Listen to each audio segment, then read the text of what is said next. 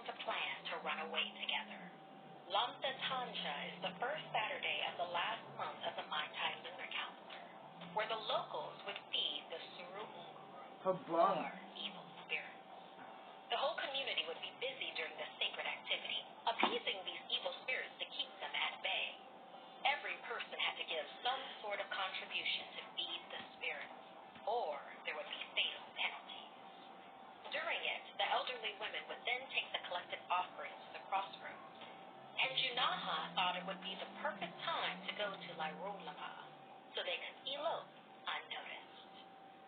As the sun began to set that Saturday evening, the town hurriedly filled their baskets with offerings and headed for the eldest matriarch's house.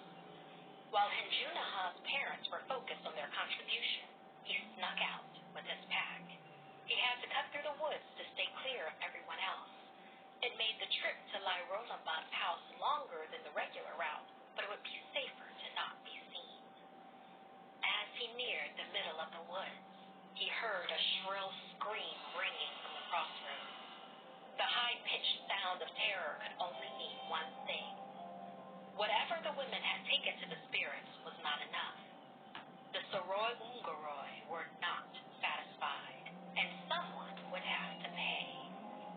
He heard the town begin to panic, everyone running to their homes for safety.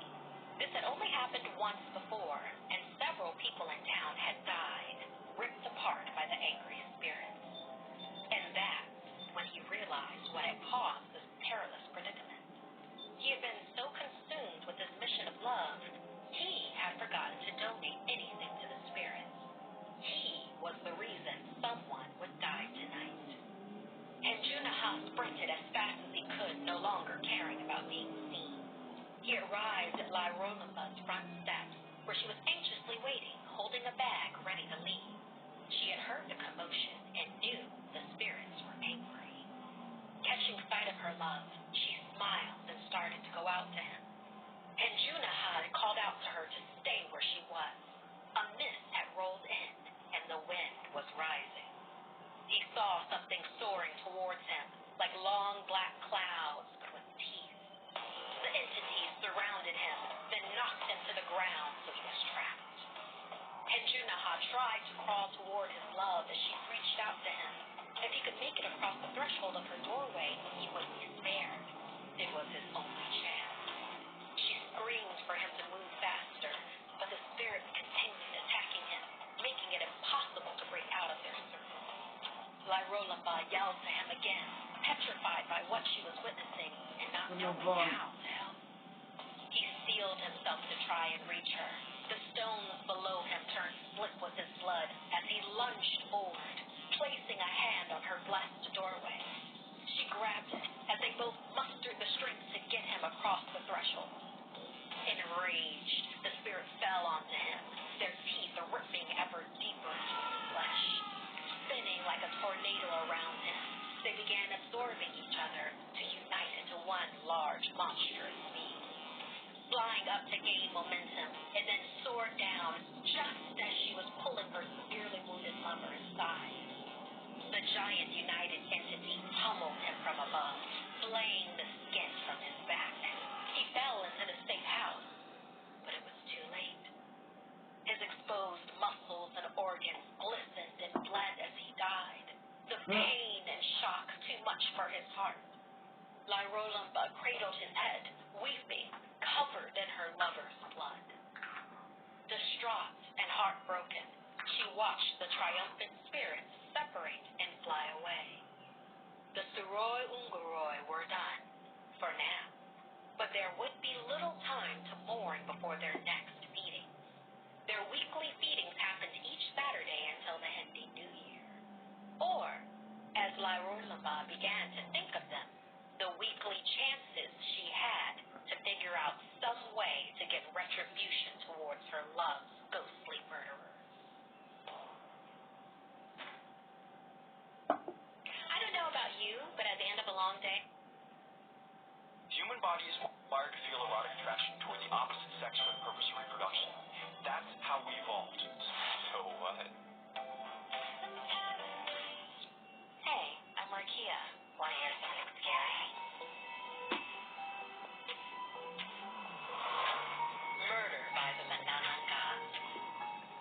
love someone, it's natural to want to protect them.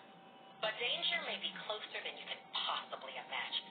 If you don't see it coming, you can't set in the Philippines. Gabriel didn't like having to leave his heavily pregnant wife and son when he traveled for work to Manila. But not only did he have to pay the bills, but he had to pay off the huge gambling debt he'd accumulated over the years. His family knew nothing about his secret addiction or the amount of money he owed, and now there would soon be another mouth to feed. He needed to take any work offered to help pay it off. This particular construction job had come without warning, and he had had little time to figure out a sitter. Luckily, he found a woman named Ning through an online posting. She said she could look after Josh, and she could also stop by to do the chores. Despite not knowing a thing about her, she reminded him of his grandmother, and he was desperate. She'd appeared at the perfect time. The first day Gabriel was away, Ning picked Josh up from school and made dinner. In the evening, Josh rubbed oil on his mother's feet and helped her to bed, like his dad had instructed him. After tucking her in, he looked back to make sure she was safe and comfortable. He smiled, and he went into his own room to get some rest. Around midnight, Josh was awakened by strange noises coming from his mother's room. He leapt up from his bed to rush to her aid. He swung the door open and was greeted by a terrifying vision. Peering down at his mother from the ceiling was a horrific-looking creature. Its lower torso seemed to be missing, entrails flapping from where the stomach ended. Sure enough, with a quick dart of his eyes, Josh confirmed the lower half of the body stood in the corner of the room, macabrely awaiting reattachment. Huge leathery bat wings kept it afloat, and an enormous elongated tongue protruded from its maw. When it looked at Josh, he had a glimmer of recognition. This thing was Ning, the mysterious sitter. Mom! She heard him and begged for help, and he knew he had to do something before the monster destroyed his mother and unborn sibling. She was weeping and praying for her baby, but seemed unable to move. She's a manananggal. Josh, you must kill her and save your sibling. Josh felt the room sway as he fought to stay conscious, terror washing over him.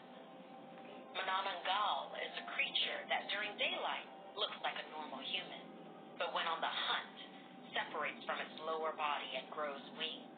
This allows it to fly and maneuver easily towards its prey. The 4-feet-long proboscis-like tongue was designed with one sole purpose: to suck the blood of pregnant mothers and to suck up the fetus. Despite his fear, he grabbed his father's baseball bat and began swinging at the beast's wings. It hissed at Josh with vampire-like fangs. He went in to hit it again, but this time it used its massive wing to knock him against the wall, the bat flying under the bed.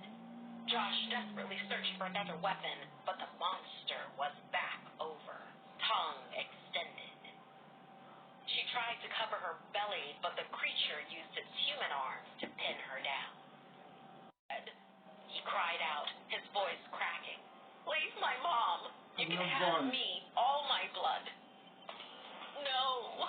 sobbed his mom, but the manananggal was interested.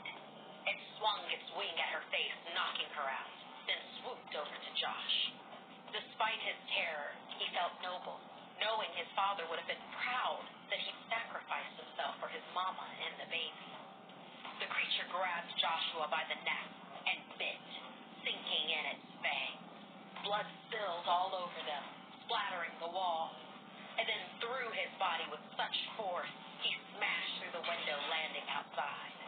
Poor Josh was dead before he hit the ground. The manananggal lapped up the residual blood, but was unsatisfied. It extended out its proboscis. Air whistled eagerly into the elongated tubular tongue as the monster headed back to the unconscious mom. As blood soaked the sheets, it took mere moments to suck the fetus out of the navel and swallow it whole, leaving the mother to bleed to death alone. following morning, just a day after his departure, Gabriel entered his family's home. He walked about the living room, shouting for everyone. He had made a decision he was excited to share. He had postponed the job for now. Despite the pressure to pay the debts, it hadn't felt right to be away. He'd just have to continue hiding his gambling for now and somehow work extra hard once the baby was born. As he put his things down and wondered why no one was answering, he made his way to his wife's bedroom. As he fell to his knees in horror, gasping for air, Ning entered with a basket of laundry. She screamed and dropped it, running to console Gabriel, appearing as shocked as he was at the devastation. The massacre she, the Manananggal, had caused. For years after, Ning stayed, practically attached to Gabriel's side, a faithful housekeeper, a doting friend of the family, including when he remarried. And when the happy couple announced they were expecting twins, well, you can imagine Ning's delight.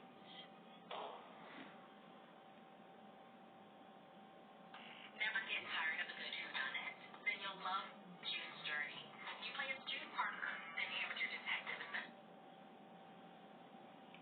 This Mother's Day, stop paying too much on big brand fragrances. Get Versace Raw 100 ml for $69.99. Or Versace Fresh 100 ml, $69.99. Spend $30 or more on fragrances to get fast free delivery with it. Fuck off. Hey, I'm Markia. Want to hear something scary?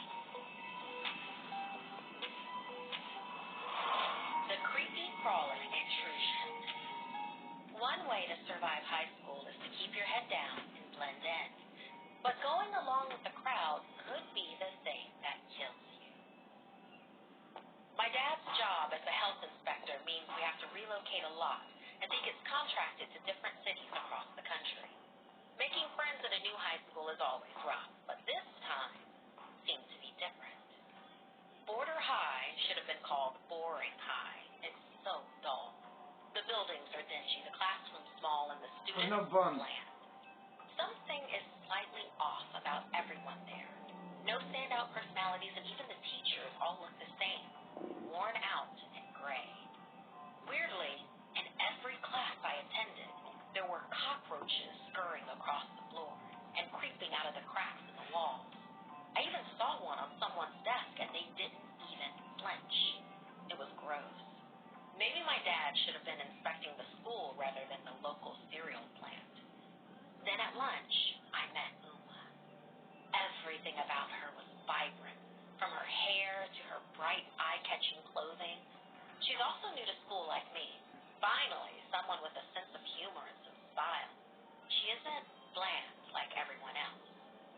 At least, she wasn't then. We compared schedules and found we had the exact same afternoon classes. We instantly bonded and hung out all weekend.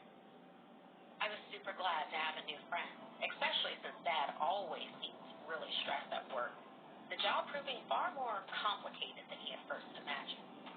I waved when I saw Uma in the hall Monday morning, but she seemed different, sluggish.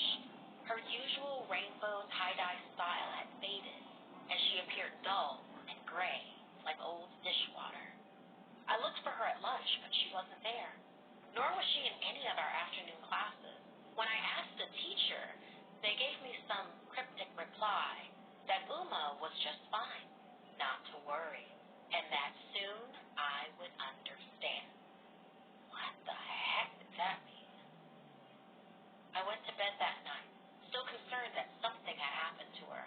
She hadn't replied to any of my texts. After tossing and turning for hours, I was startled by a tapping sound. I sat up as my bedroom door creaked open. It was Uma, somehow in my house. Uma crawled in, all jerking and twitching as she moved. I watched, paralyzed with fear, as she crawled up the wall like a spider and peered down at me from the ceiling. She was struggling to speak, her lips pursed closed. She moaned, and then finally, her lips tore apart and hundreds of cockroaches poured out. They fell directly my body in the bed. I could feel them burrowing around my mouth and nose, trying to get in. Then, as quickly as she'd appeared, Uma was pulled out of the room, the door slamming shut behind her. I jumped up, arms flailing, desperately trying to get the bugs off of me. I could feel them crawling around my neck and chest. I wailed, and then suddenly, I felt a shift in the room. I bolted upright, still in bed, and opened my eyes. Nothing. I leapt out of the twisted sheets, patting myself. There were no cockroaches. I opened the door to the hallway, and there was nothing. It must have been a nightmare. My breathing began to return to normal, but it had been a traumatic experience. The next morning, I felt exhausted, and my head ached. I felt sluggish walking to school, not like the flu, but more like fatigue. The closer I got to the building, the worse I felt. During the first period, I looked down at my hands, and they seemed to have lost their color, faded, the same way Uma's had. I realized I was blending in, starting to look like everyone else all around me. Somehow, just like them, I was fading, losing my sense of self. There was a scratching in my throat, like when you swallow a potato chip you didn't chew enough. I started coughing, choking, until something came loose, and there it was in front of me, in a pool of spittle. A cockroach. I stifled a scream, not sure if I was more repulsed by the critter or confused as to what was happening.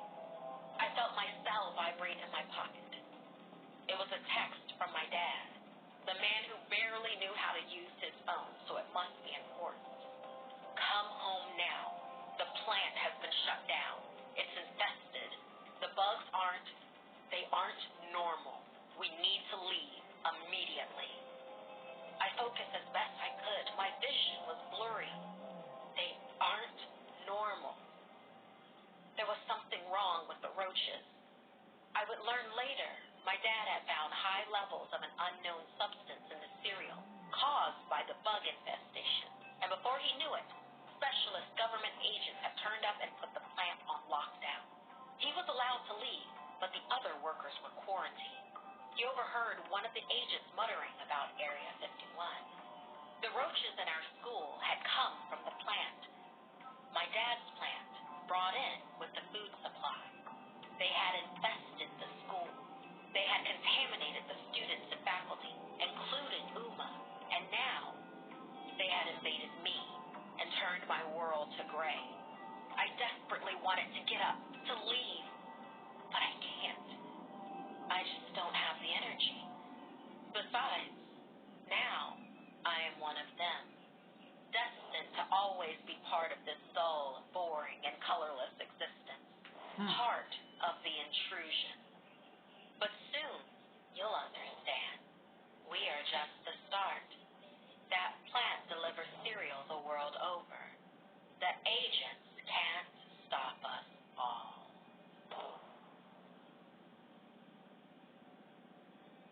Fresh from San Diego, California. And if you dare, follow me on social media. Until next time, my dark duck.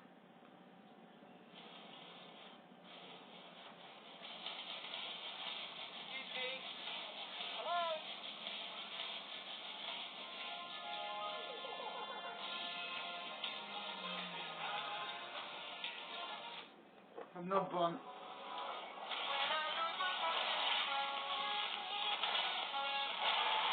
Hey, Fuck off. I'm Markia. Want to hear something scary? Stranger in my room. Siblings often have a deep connection, a special bond, but still trust your instincts. If a sibling's personality suddenly changes, if being around them goes from being safe to being in a deadly situation. Like in this story, inspired by Lucas. The Cunninghams looked at their new baby, Finley, with their hearts full. She had beautiful, deep brown eyes, and everyone fell in love with her, especially her big brother, Lucas. Despite being only 6 himself, he was fiercely protected. They shared a room, and at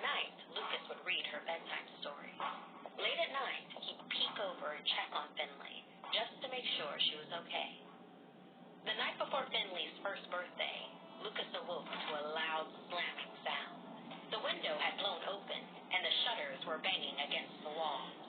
He looked over at the crib to see Finley sitting straight up with her eyes closed, mumbling something. She had barely started to say mama or dada yet, so it was unusual for her to be babbling so much. Then she fell silent. Lucas rushed over to her and Finley's eyes shot open. He was horrified to see her wide, suddenly crystal blue eyes piercing into him. This was not his sister. He ran to wake his parents. They rushed in to check on her, but although taken aback, they mainly seemed unperturbed. They said sometimes a toddler's eye color can change, but Lucas felt no such sense of relief. Over the next few weeks, Finley grew fussy. She didn't want to be held. She cried non-stop, and she destroyed the books Lucas used to read to her. Again, his parents explained that she was approaching the toddler phase, and this was normal. But Lucas had a gut feeling they were wrong. He had a feeling it would get worse, because now he didn't know why, but he was afraid of the sister he'd once adored. Over the next couple of years, Finley grew mean and developed a vicious temper. She threw things at her brother, destroyed his toys, and even bit him. By 3.5, their parents were at their wits' end. They couldn't have company over because her tantrums were too much. They were just this side of dangerous. The only thing that calmed her down was coloring with a red crayon. She'd draw and scribble over the same pictures over and over again. It was always two fairies. One day, when she was oddly quiet, Lucas bravely asked her about the fairies. She said they were her real mommy and daddy, and one day they'd come back for her, and she'd make them pay for what they've done. Lucas was upset and scared. Grabbing her hands, he snapped, yelling that their real mom and dad were in the kitchen. Finley screamed and began hitting him. Her eyes rolled back into her head. She grabbed a sharp pencil and sliced at his face and throat. Blood splattered all over their teddy bears. Lucas's parents rushed in. They grabbed Lucas and rushed him to the hospital. Fortunately, he had survived the attack from Finley, but his parents didn't know what to do, blaming themselves for raising such a naughty child. The night before Finley's 4th birthday, Lucas jumped from his sleep, hearing the shutters clang open across the hall in Finley's room. He sprinted in to see what was happening. The windows had opened so abruptly that the glass panes had shattered on the floor. He rushed to her bed to find Finley sitting up, mumbling. As she slowly opened her eyes, he gasped. They were the same deep brown as the day she was born. She reached for Lucas with a smile on her face, something she hadn't done for years. Their parents ran in wondering what all the noise was, and she ran to their arms. They hoped for a happy end to this mystery. But doctors and psychologists had no answers. A spiritual advisor did. The parents were ready to accept any explanation. She told them that the blue-eyed terror must have been a changeling, that fairies live among us. When they have unruly and sometimes even murderous offspring, they can swap the child to be raised by humans for 3 full years. If their child kills one of the other's family, they get to keep the more peaceful human child. If not, they have to swap them back. The only thing the real Finley remembered was sitting with the fairy mother on the night the changeling was brought home. The changeling's parents didn't want their little sociopath back, but it was fairy law. As Finley and the changeling toddler were exchanged, she felt a dark energy. She looked out of the window and saw the monstrous fairy youngster with the red, beady eyes. In the magical realm of the fairies, it would gain more power than it ever could in ours. Floating backward towards his parents, the changeling held Finley's gaze with a wicked grin. I'll be seeing you again soon, sister.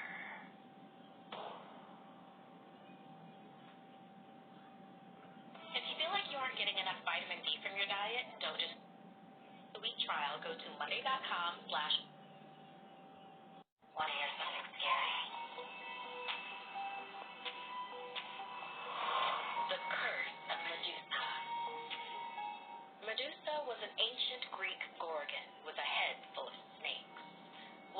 through her eyes would turn you to stone. Mortal men were terrified of her due to the curse, and she took great pleasure in delivering punishment to any who looked her way. Magdalena was ready to take on Manhattan. She rented a tiny apartment and found a job at an ad company. She quickly became friendly with a junior executive named Paxton McNamara. Pax was very handsome, and when he offered Magdalena a tour of the city, she was thrilled. He introduced her to restaurants, the Met, and hidden parks. Eventually, Magdalena made coffee. Wife, yelled the woman. Magdalena couldn't make sense, Adele said, Pax the snakes swirling around her head. They were coming from her scalp. She tried to explain, but wouldn't make eye contact. Magdalena realized the waiter and the gentleman who entered the coffee shop had the same reaction. She was terrifying to every man in her presence. Pax apologized, and then he ran away like the coward he was. Magdalena stumbled home, heartbroken. What the hell was that? Sorry. Something just tried to sneak up on us from behind. What the fuck was that? The robot! Which way? Just go Which way? Up there! Quick! Which moment? Oh my god, it came out of the bush again. Look at this thing, dude. It's on all fours, rolling around. Honestly, there's one in this bush. The following film contains multiple audible mentions of a demonic being known as Skinwalker. It is believed that even hearing the word Skinwalker may invite one of the creatures into your home and into your life. If you're watching Skinwalker. turn it off or lock all doors and windows. Don't say I didn't warn you.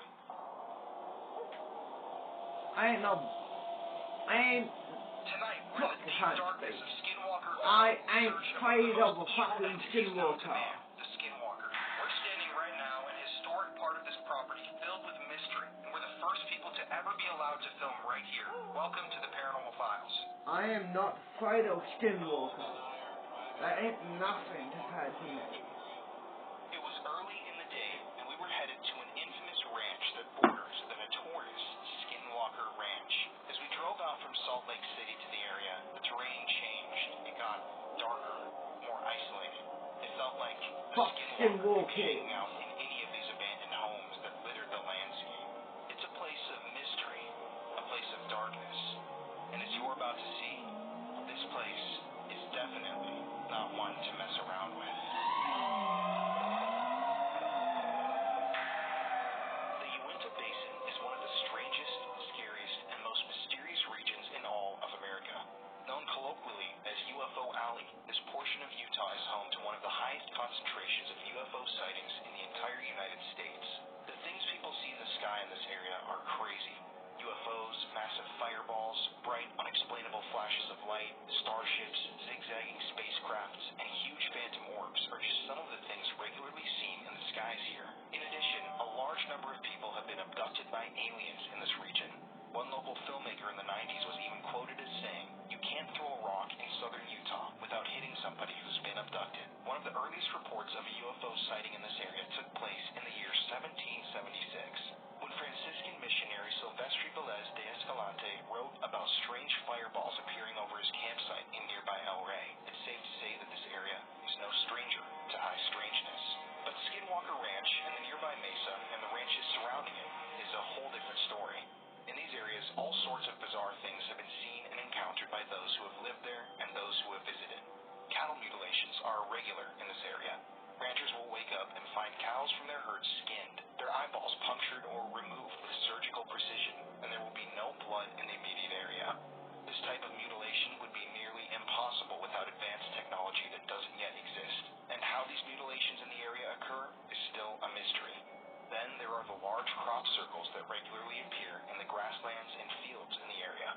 Large circles and patterns only visible from above, with, once again, no explanation. Humanoid figures and spirits also haunt the area. Multiple researchers and property owners have seen large, unexplainable figures stalking the darkness in and around Skinwalker Ranch. One team of scientists observed a tall figure staring at them from up in a tree with piercing yellow eyes.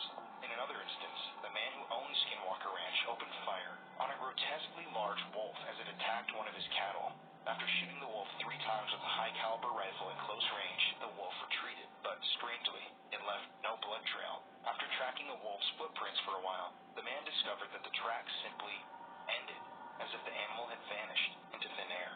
Others have seen Bigfoot-like bipedal creatures walking throughout the woods and desert area in and around the Skinwalker Ranch. Neighbors have reported seeing have a silver bullet creature running around and the a gun. property with bushy red hair and long, Boom. sharp claws. Killed it. Sightings of gigantic It's a pussy disfigured cat. wolves are also common. Everything can and die. dogs and cattle have disappeared into thin air on the ranch, never to be found again. Then, I to the can't die on According to the some, other the hand. basis of the Skinwalker I can legend age, actually began but I right here cannot in die. in this very area. In the mid to late 1800s, the Ute tribe, an indigenous tribe based in northern New Mexico, southern Colorado, Kinsey, and do you eastern smoke Utah, weed? were entangled Yes, in I a fucking territorial course. war with the Navajo Nation. Cool. During this What time about period, smoke? members of the Ute tribe Yes? actually captured Cool. Navajo women and Keep children, it during the sometimes smoke. men, and Keep some this of water, I to will European spare. traders or other indigenous tribes. And keep This caused a couple of Navajo to nuts. place a Thank you, Skinwalker baby. curse on You're the land, forever damning the area So now do it known now. as Skinwalker Ranch, the nearby mesa, and other surrounding properties to be cursed forever. Smoke. Skinwalker sightings in this area are extremely common. The Skinwalkers allegedly hang out around the mesa. And I the woods of the wonder, ranch can a in skinwalker the die desert from a are rocket known to be launcher? territorial.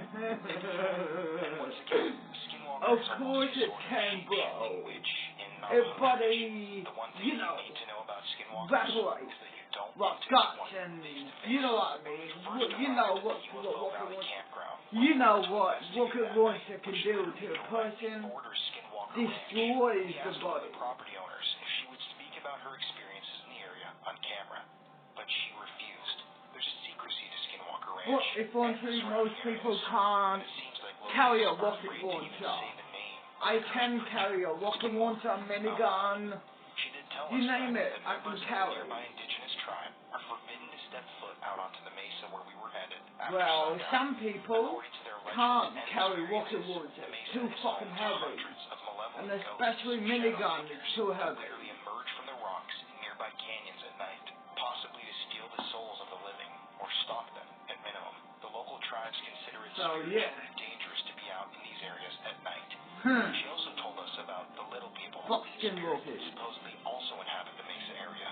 It's said that you should never gaze upon the little people, and that they may throw rocks at you or put you in a daze in an attempt to get you to leave their home. Bitch, please. Stories of these spirits exist all across the Oh, world. kill but them. apparently, the little people exist out there on that dry, dark, barren mesa. In addition, Make them our a guide that minion. evening, one of the property owners told us that she refuses to be out on the mesa at night, and not for a practical reason, not because of the Make them wildlife worship a animals human. or the territory, Me. but because she fears whatever energy lies out there in the darkness. In I'm a ways. human. She told us actually that she's never spent the night out there. She's never even been out in the area past sundown, and will never head out there at night. Obviously, this was a little scary. Hearing all these stories and learning that none of the locals in this area would even step foot in the area that we were headed to once the sun went down. But at this point, it was time to begin our terrifying adventure, and thus we loaded up the all-terrain vehicle with our camera gear and paranormal investigation equipment and headed out onto the mesa so that the property owner could drop us off and get out of the area before the darkness set in.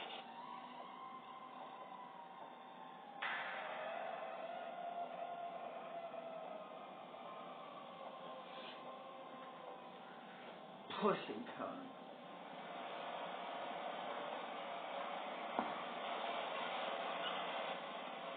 Driving out to the circle was quite the experience. You could watch as the terrain changed, as the darkness grew. With every foot that we drove, we became more isolated, more distant from safety. And I couldn't help but look out into the distance and imagine what evils, what mysteries lie right within my field of vision. This was a scary place, and you could feel the dark energy immediately. So, we're now alone out here. The property owner has left us. We're setting up all of our equipment. It's pretty crazy. Skinwalker Ranch is actually right over here, over this crest. The valley over here is Skinwalker Ranch property. Fuck the You're skinwalker. not using clinical strength retinoid to clear wrinkles, You're wasting your time. There ain't nothing. Over here, over this crest, the valley over here, is They can get Skinwalker Ranch killed property, while and I this is can't. Ranch. But I'm immortal. out here I can alone, age, she's told but me I cannot die. she does not come out here at night, and it's really crazy because we are literally way out. But they can die. In Skinwalker, Minnesota land, and we have no cell service, no way to call for help. And it does Walking feel like Water there's does something out nothing there. to me. The legend Nukes is, like does she was nothing saying, to me. a lot of indigenous people from this area, from the local tribes, will not come I out keep here at night. coming back. She won't come out here. You And a see lot of me people when I was a say that teenager. because there are shadow people that I live got in rock destroyed by the formations that fucking emerge only at night to explosion. hunt and, attack Normal and stalk people So, will die from that shit. yeah, this is really eerie. I survive. Set up, let the sun Because I'm immortal. get to it. I'm not like normal people.